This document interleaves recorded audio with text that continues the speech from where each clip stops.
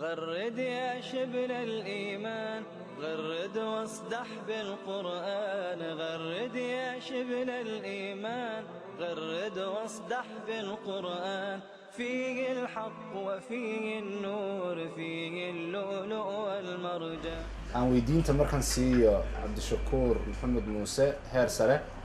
sheekh maxamed cali jaamac maxaad weydiinaysaa cabdishakuur sheekh maxamed cali jaamac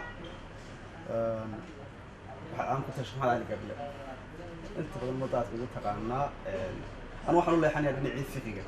oo runtii aan aad iyo aad u danaynayo oo kan mid tahay culimada u ah laf dhabarta xagga dhigista fiqiga marka la eego marka waxaan isweydiiyey وشغلت ذات كده تفكي بالكلية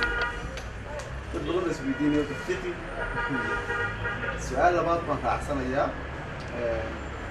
هدي أن دون يوم الفقه قبرته أما هدي دون يغفر الفقه قبرته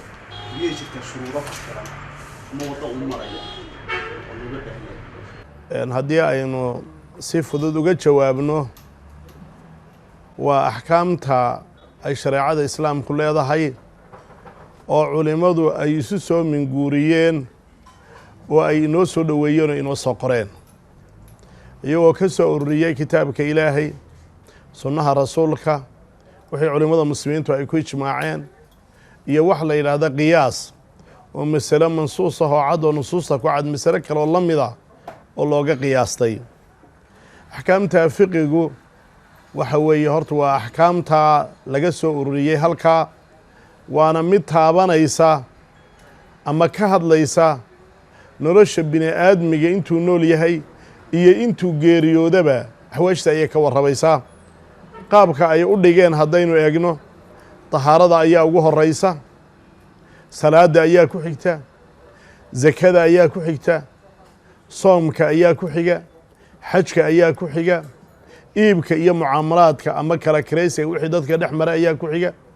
dhaxalka ayaa ku xigay halkaa dhex geliyeen guurka iyo arrimihii la xidhiidhaya iyo furiin iyo wixii la xidhiidhaya o dhan baa ku xiga jinaayaad iyo waxyeelooyin hadday dadku isku geystaan iyo sidii loogu kala xaqayey ama loogu garsoorayay baa ku xigta xuduuddii iyo dembiyada markaa dadku ay galaan xuduuddii laga jarayay baa kusii xigta jihaadkii iyo arrimihiisi baa kusii xiga dacawaadkii iyo qadaagii iyo garsoorkii iyo dhaarihii iyo nadarkii iyo halkaas ayay ugu dambaysiyaan horta waa axkaamta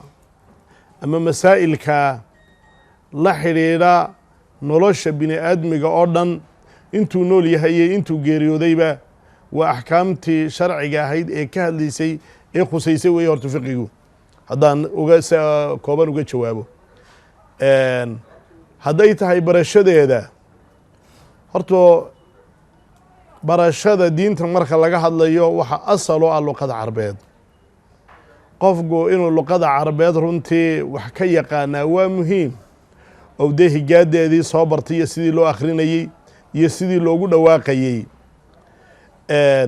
markaa waxay noqonaysaa isagoo dee culumtii kalena aan laga maarmayno hadday naxwadii tahay hadday sarfigii tahay culumtii carabiyada ee caawinaysay ee inaad waxaan fahanto ee aad akhrisato kugu caawinaysana waa inaad barataa kadib markaad doonaysa inaad fiqi barato waa inaad dee kutubta see fanni kala saaba yahay waa inaad ka bilowdo kuwii ugu hooseeyey oo safiina aad ka bilowdo mukhtasarka aad ku xigsiiso abushujaaca aad ku xigsiiso baafadlaha zubadka iyo kuwii la midka cumda si aad u soo socoto waayo jaranjaradaasay u baahan tahay sida aynu iskuulladaba u arkayna ee maalinba wax loogu kordhinayo ayay kutubtuna midba midka kale wuxuu u kordhinaya laakiin haddaad shorkad sameeyo halka ugu dambaysa kaga soo wareeg wax kuu suurtagelaya maaha marka waa inaad halka hoose aad ka soo bilowdo waa inaad luqada carabeed un akhrinteeda iyo higaadeeda si fiican u garanaysaa dee qof kuu akhriyo oo wixii kuu furana waa inaad heshaa labada inaad luqadii carabeedna garanayso cid kuu dhigo oo kuu furana waa inaad heshaa un shuruuda ku xidhan waa intaasun wabillahi towfiiq